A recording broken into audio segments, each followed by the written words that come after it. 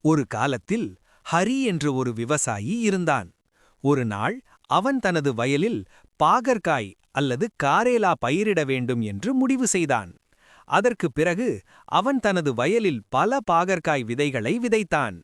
சில நாட்களுக்குப் பிறகு அந்த விதைகளிலிருந்து சிறிய செடிகள் முளைக்கத் தொடங்கின. ஹரி அந்த செடிகளை மிகவும் கவனமாக பார்த்துக் கொண்டான். அவற்றுக்கு நேரம் தவறாமல் தண்ணீர் ஊற்றியும் உரம் போடவும் செய்தான். இப்படியே சில நாட்கள் கடந்து சென்றது. அந்த செடிகளில் எல்லாம் அழகான பாகற்காய்கள் வளர்ந்தன.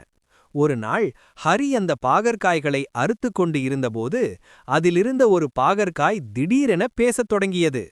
அது ஹரியிடம் சொன்னது, "ஹரி, நான் ஒரு மந்திர பாகற்காய். என்னை இந்த செடியிலிருந்து பிரிக்காதே.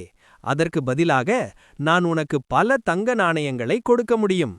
அவ்வாறு சொல்லியவுடன் அந்த மந்திர பாகற்காய் ஹரிக்கு பல தங்க நாணயங்களை கொடுத்தது. அதற்குப் பிறகு ஹரியின் வாழ்க்கை முழுவதும் மாறிவிட்டது.